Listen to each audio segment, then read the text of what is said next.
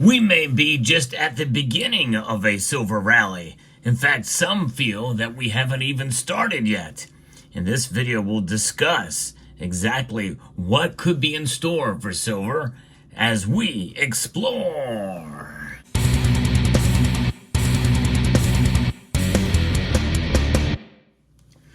There's an analyst that is saying that the bull market for silver really has not even begun yet. Before I get into that, though, I'm going to begin with something else. If you are in the mood for buying precious metals, if your budget allows, and if the prices are right, well, you might want to check out Summit Metals. They do have very competitive prices in precious metals, gold and silver. So check them out. They are a relatively new bullion dealer, but boy, they are taking off by storm. A lot of repeat customers over at summitmetals.com. So check out Summit Metals.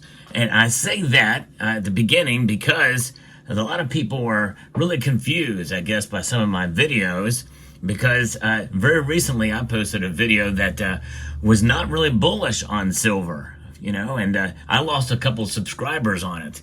But the thing is I like to give both sides, or even all sides, no matter what side it is in the world of precious metals, because I think it's incumbent upon us to be as realistic as possible in the world of precious metals.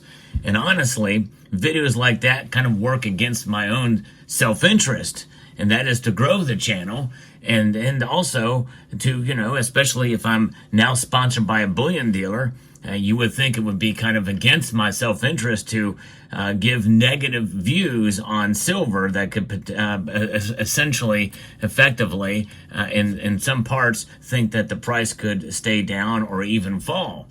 But the thing is that it's not my job to try to push any given price structure for silver. It's to be as realistic about the metal as possible. In the end, silver really does sell itself. And that's what I want to portray. And also as part of what I do on this channel, is to document what others are saying about the precious metal. And some of which I may agree, others maybe not. But the thing is, there's so much going on in the world of silver. It has 10,000 use applications.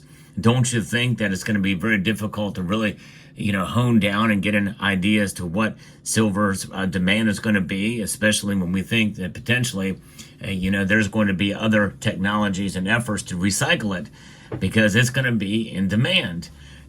But still, some others feel that, especially in the medium to short term, that the historic bull run for silver very well may have not even really started yet. And so I want to talk about this from this angle and this point of view from finbold.com. At press time, the precious metal, at the time of this article being posted here, is approximately at a 12-year high. The gray metal, and I don't like when people use those colors, silver is not gray. In fact, technically, silver is the color of silver. Silver has a unique shine to it, so you might as well just call it silver. It's notably outperformed gold in that time frame, buoyed by both high demand and its increasing popularity as a store of value. Two exchange-traded funds track the spot price of silver and gold, the iShares Silver Trust and the iShares Gold Trust, and we see that silver's price surge, SLV, has been surging by 39.69% on a year-to-date basis.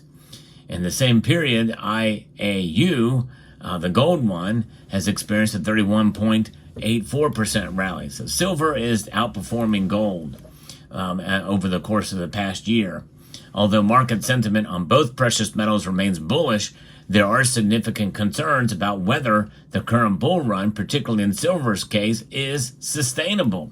And certainly understand that. I think in part it's kind of hard to imagine gold's bull run being sustainable either, but that's a subject maybe for a different video. A recent analysis from a macroeconomic strategist points out that the glimmering metals rise, impressive as it is, has only just begun. And when we look at the recent highs, relative to recent highs, gold is still outperforming silver. Gold is currently trading at roughly 44% above its 2011 peak.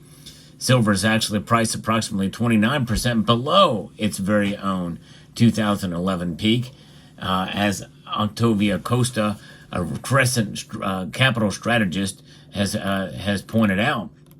the surge in prices that the yellow-hued metal, just call it gold. It's gold.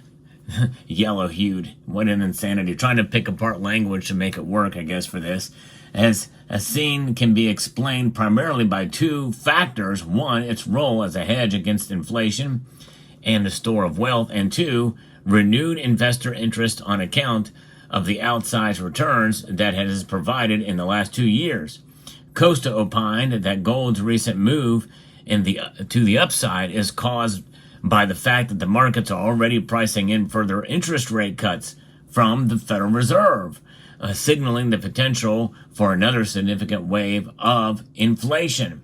And I think that is something that is a very realistic possibility. We could see more inflation coming, and it could come soon, especially if they keep cutting interest rates, and knowing that we've not taken fully care of the inflation that we've already seen. In other words, another wave of inflation very well could be coming, and that could be good for gold. You know, right now inflation is sitting at 2.5%, and I believe that's the latest numbers. We haven't actually heard the CPI numbers in a while, but it's still above 2%, even if it's at 2.4 or 2.3. Still, it's above its target. And there's more quantitative easing happening right now, and we know that that is going to reinvigorate inflation yet again. And silver hasn't really seen a corresponding rise yet, although Costa believes it's due in short order. But I think silver, I disagree with this to some point, because I think silver is responding to this interest rate cuts. It usually responds more dramatically than gold does during this time. So I'm not sure why they're making that disconnect here, but nonetheless, they feel that silver has been left out with this. Now, the other thing, too, where silver is being left out is the fact that central banks are accumulating more gold in their central bank holdings. They don't do that with silver. In fact, I still do not buy the notion that Russia is adding silver to their central bank holdings. I don't think they are. I think they're adding to their strategic stockpile, but not to their stockpile for banking or for as a hedge or anything like that in the central banks. I don't know of any central bank that holds silver for that reason. Now, metals and commodities very well could be set to mirror gold's performance, according to the author here. If this line of reasoning pans out, that silver is set to see a renewed surge to mirror gold's performance relative to 2011 highs, the gray metal, silver, will have to reach prices above 44% above the $46.47 per ounce seen in 2011. In other words, roughly $66.91 per ounce. And that is a big one. But again, I still don't see the correlation and connection here. But hey, we'll see. We'll see if that does take into effect. Because what have we seen in the past? On a sustained path upwards, gold rises, silver rises even more. And far outperforms gold, narrowing the ratio. If that narrowing of the ratio does occur, then yes, I could see that happening. But I think that is still a little bit of a far cry, because with that being said, there's more uses now for silver than now, and more demand for it, and more mining and more recycling going on. That really kind of pushes back against silver's price as an industrial metal. So keep that in mind too. Now, recycling technology is still far enough away that all of these uses that are out there is going to take quite a while for them to be able to really benefit from it. Now, compared to prices right now, in fact, as I record this video, silver is sitting at $33.75. It would represent well over 100% upside for it to run, and that's a far cry anytime soon. But who knows? If its current prices were to be sustained, silver could reach that mark, though, they say, by middle of next year in 2025, potentially even earlier, depending on macro developments. The Crescent Capital analysts who urge investors to keep a close eye on other metals as well as commodities. Notably, major banks are bullish on copper and nickel, while palladium is set to reach its highest close of 2024. Of course, we know why. Palladium is doing that. Palladium is doing that because of threats of a direct sanction against Nornickel. And now the other commodities, copper, nickel, zinc, and lead, need to be watched closely because I do think that silver could follow them as a commodity boom, and definitely has not really started yet. I mean, copper, nickel prices are up, in comparison, but it's not really much of a boom yet. Because if those do occur, if we see that happen, I think that is really the biggest connection that we can make. That we can see silver's bull run really just take off and move to those kind of numbers. But it's going to take literally the same types of other factors that gold has been trading at. In other words, the falling interest rates, central bank buying, and what would offset that would be massive industrial demand and a commodity boom, which we really have not seen yet. So I think that's what this article is kind of alluding to.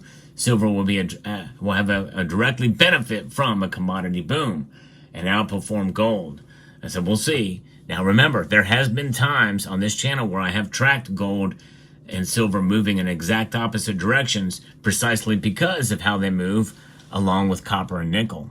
So those are things to consider. But there you have it.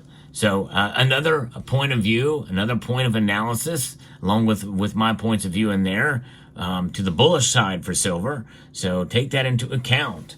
And I hope people will stick with me on this channel and understand the nuance of the discussions that occur here. So I'd like to extend a multitude of gratitude to each and every one of you for taking the time to watch, and to encourage you to please rate, share, comment, and subscribe.